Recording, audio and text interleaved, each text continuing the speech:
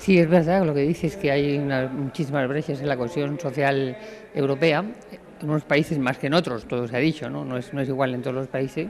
De hecho, en España es donde mayor diferenciación se está produciendo, y eso es grave, porque esa diferencia tan grande que se está produciendo entre capas de la población es muy difícil luego de superar y provoca unas fracturas que luego tienen consecuencias, muchísimas más consecuencias de las que nos damos cuenta ahora, pero dentro de unos años observaremos lo extraordinariamente pernicioso que ha sido esa diferencia que se está creando tan fuerte entre capas sociales, ¿no?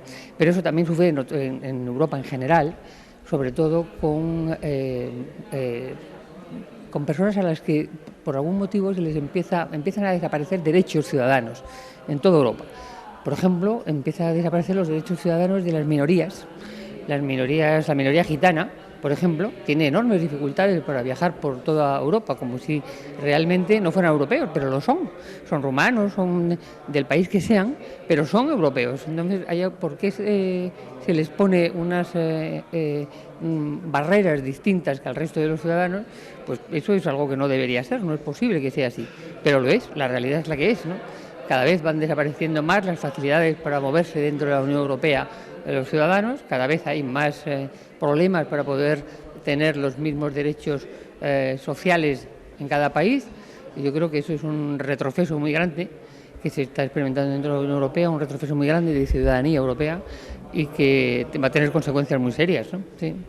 De hecho, hay que la fractura se está produciendo en todos los campos, porque además de la parte económica, existe también una fractura política. Los países del sur no confían en sus instituciones, mientras los del norte todavía sí, pero los del sur no confían en sus instituciones y no confían en esas instituciones porque creen que no son capaces de tomar las decisiones, que no toman las decisiones las instituciones de sus propios países.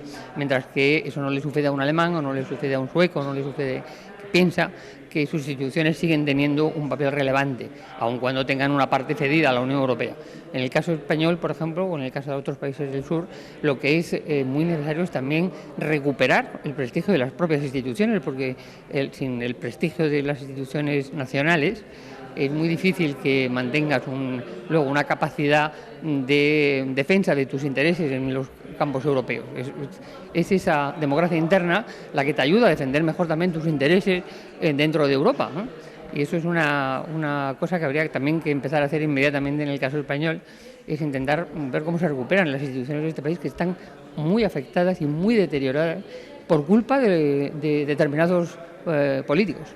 Eso hay que decirlo así, no es culpa de los ciudadanos, eso ha sido culpa exactamente de grupos de políticos que han tomado las instituciones como si fueran suyas, se han apropiado de ellas, y eso es un mal social muy grave. Sí, bueno, la gente yo creo que cada vez percibe más eso, cada vez se da más cuenta de que lo que sucede en Europa es lo que le afecta a ellos. Por lo menos en esta ocasión lo está viendo de una manera muy directa, ¿no? Todo el mundo sabe que los presupuestos, antes de ser aprobados aquí en el Parlamento, se tienen que mandar a Bruselas, por ejemplo, ¿no? O sea, que eso ya lo sabe. Muchísima gente se da cuenta de que eso es así. El peligro ahora es que crea que eso es así y que no puede hacer nada porque en Europa los que deciden son otros.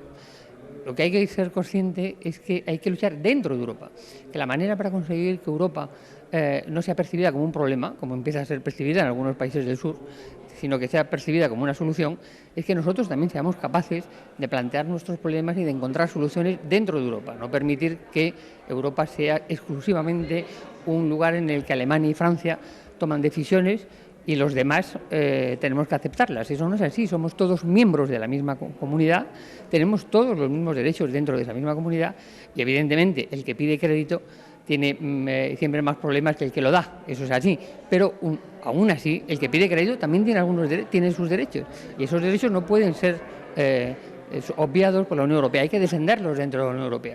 Es muy importante que los españoles nos demos cuenta que tenemos que pelear dentro de la Unión Europea y a la hora de votar sepamos a quién votamos y sobre todo qué va a hacer esa persona. Esa persona que votamos, ¿qué va a defender? Tenemos que preguntárselo y no permitir que vayamos a votar sin saber exactamente qué van a hacer en Europa.